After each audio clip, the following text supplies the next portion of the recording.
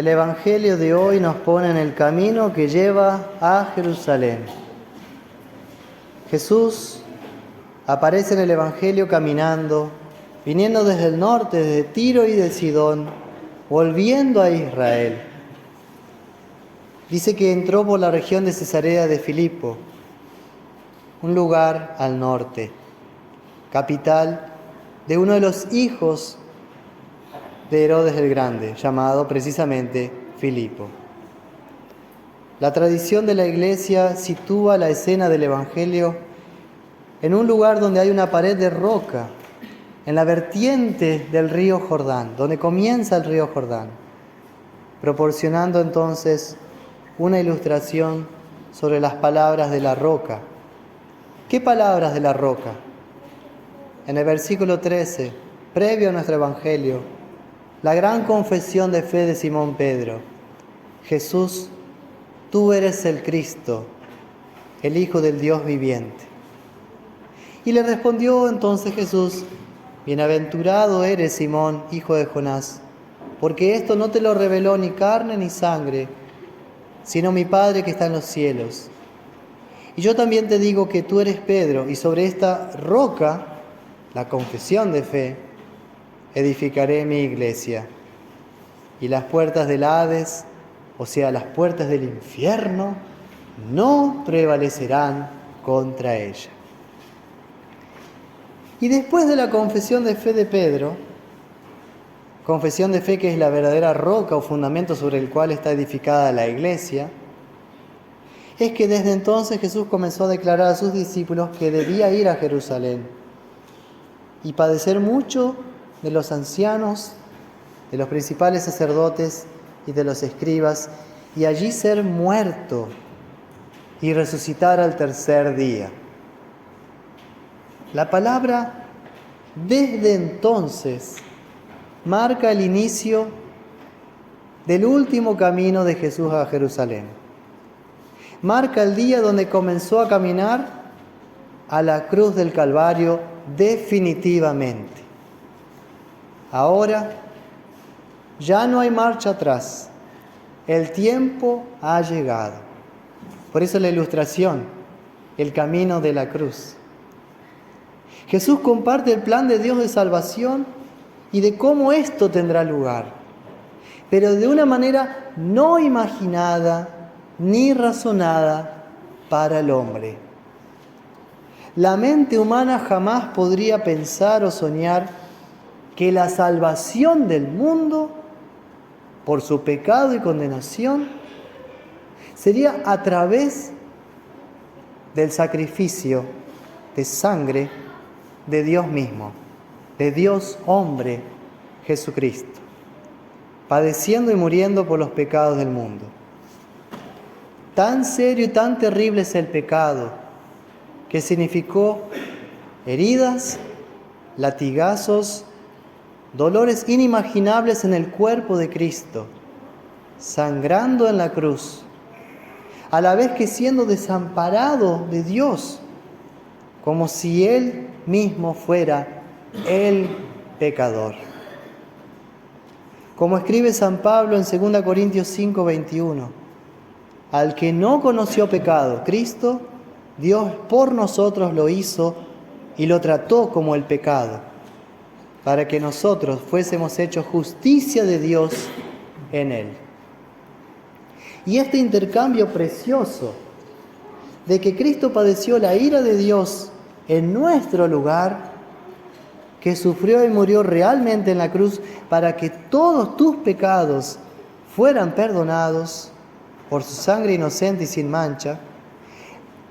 Aclaro, la misma sangre y el mismo cuerpo de Cristo que se me ofrece en la Santa Cena para el perdón de los pecados, es lo que nosotros creemos, enseñamos y confesamos que es el Evangelio de Dios. La verdad que da vida a todo aquel que cree en ella. Oh misterio y sabiduría de Dios, que Dios es tan grande, tan compasivo, un Dios tan lleno de amor por la humanidad, En 1 Corintios 15, 57, San Pablo exclama: gracias sean dadas a Dios que nos da la victoria sobre el pecado, la muerte y el mismo diablo por medio de nuestro Señor Jesucristo.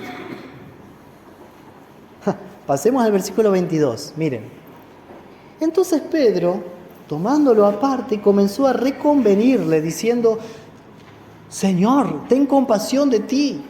En ninguna manera esto que les acabo de contar, te acontezca. ¿Qué pasó aquí?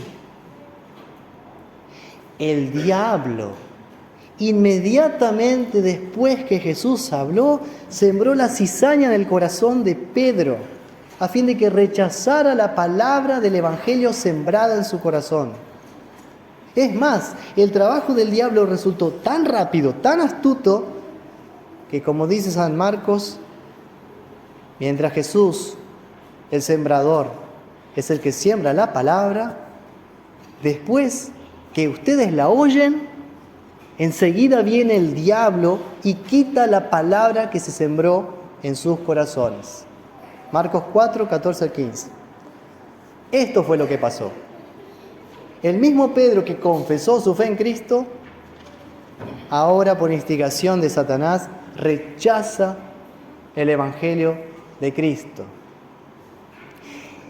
Y para que sea más dramático incluso, dice que Pedro, tomándolo aparte, lo llevó aparte a Jesús y comenzó a reconvenirle. ¿Qué significa esta palabra?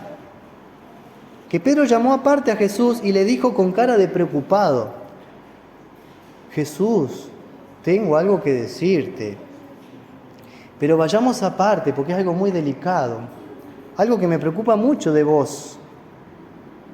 No vayas a la cruz, no vayas a la cruz.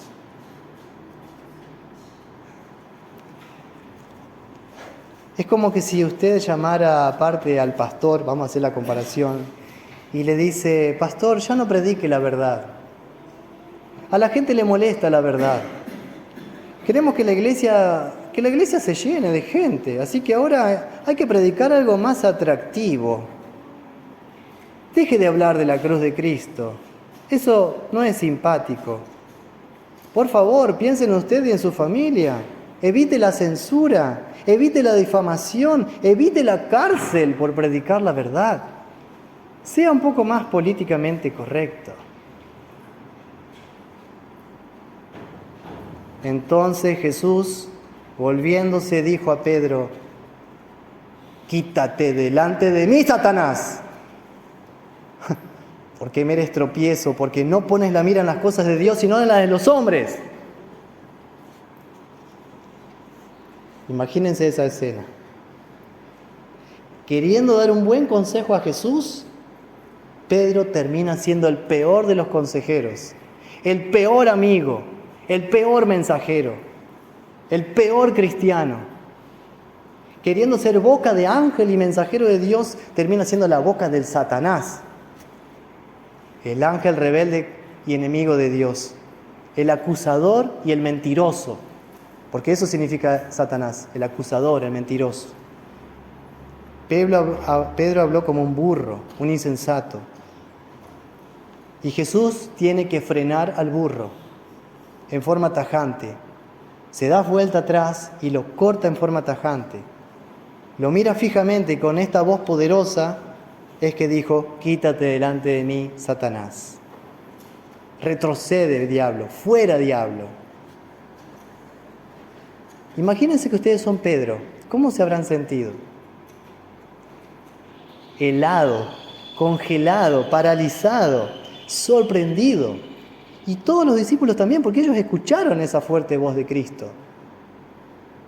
Parece como que si Cristo estuviera haciendo un exorcismo, porque está expulsando el mal pensamiento del diablo de la mente y corazón de Pedro, realmente. Jesús, para aclarar esto, no está en contra de Pedro, está en contra de aquel que siembra la cizaña en Pedro, de diablo. Porque si él no enfrenta con esta voz al diablo que habla por Pedro, ¿dónde quedará el camino de la cruz? ¿Dónde quedará el mensaje de la cruz? Porque el diablo sabe perfectamente que Cristo tiene que llegar a Jerusalén a la cruz.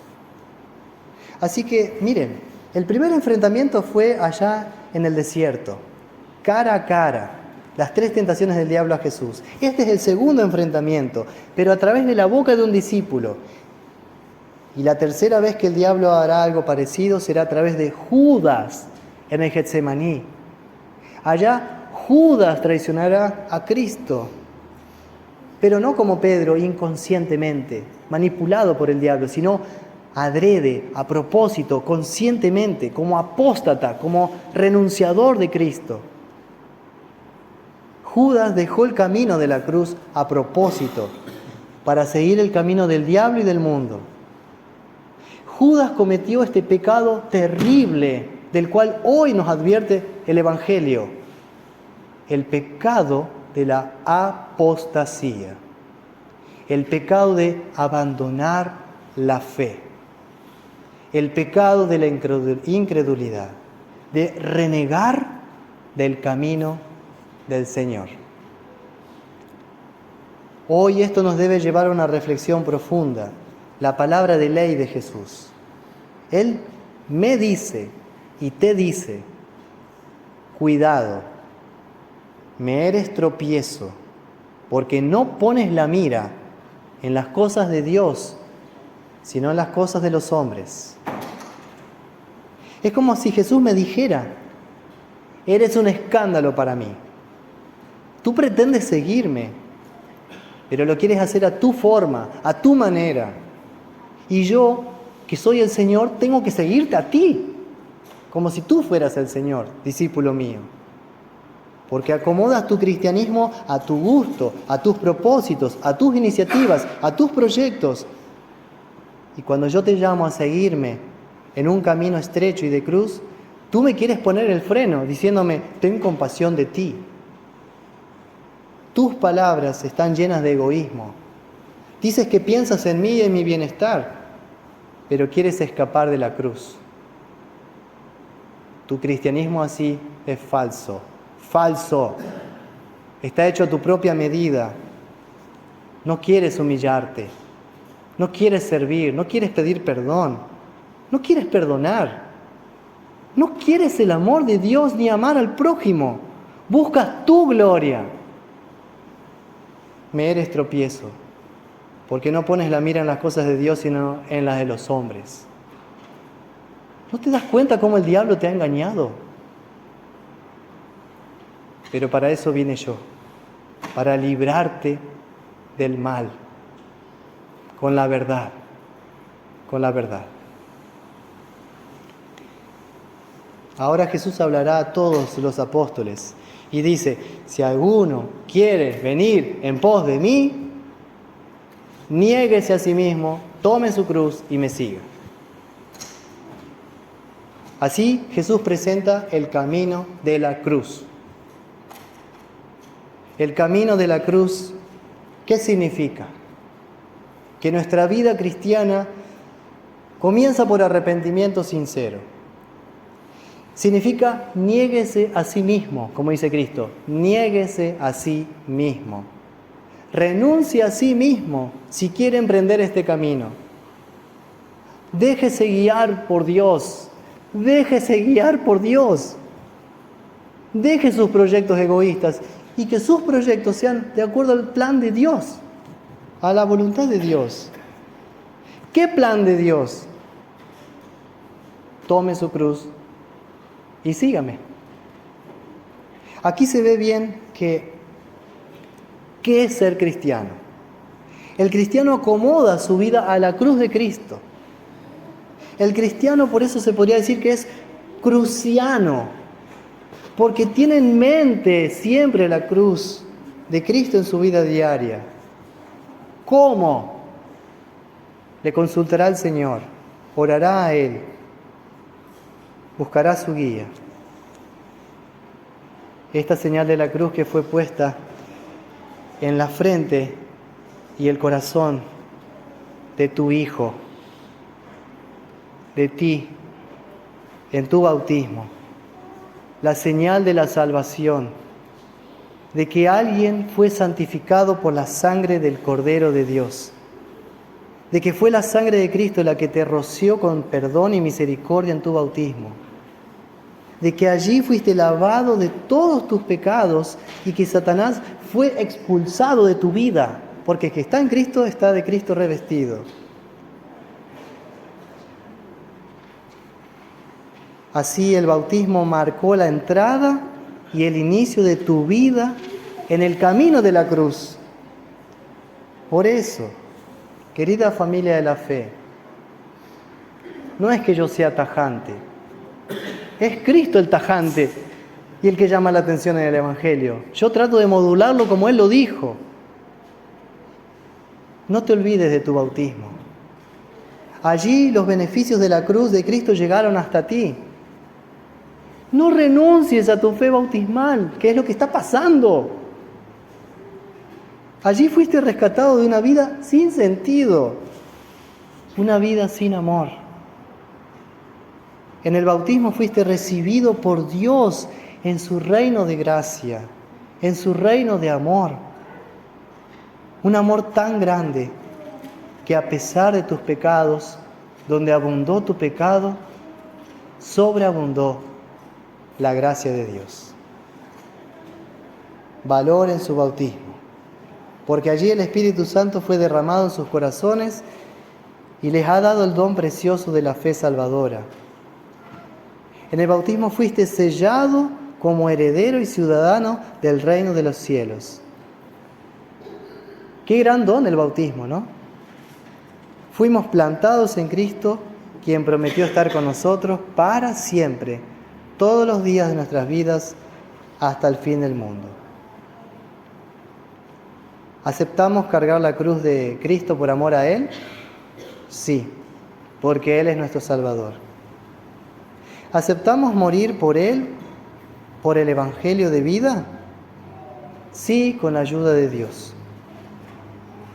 No temeremos, pues, padecer o sufrir por Cristo, porque Cristo es nuestra vida. ¿Renunciaremos al camino de la cruz por decir la verdad? No, porque Cristo es la única verdad. Porque la cruz de Cristo es la puerta del cielo. Cristo es la puerta del cielo, siendo Él la puerta.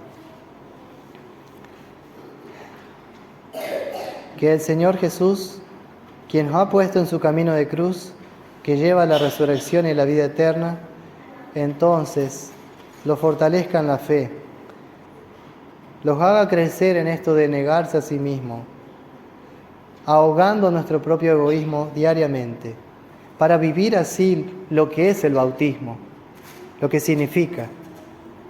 Y por su promesa Cristo asegura que en su regreso, cuando venga por segunda vez, pagará a cada uno según sus obras.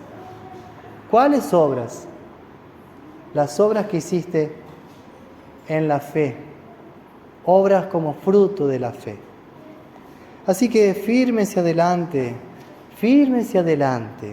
sin temor alguno, que Jesús nos cuida del diablo, Jesús nos guía como iglesia, Jesús vela por nuestras pisadas, para que aún desviándonos por su palabra, nos traiga de vuelta al redil de las ovejas y al camino que lleva a la vida eterna. Que Dios te fortalezca, te guarde en su santo amor, en su pacto bautismal, para que demos fruto para Dios, frutos de amor. Amén.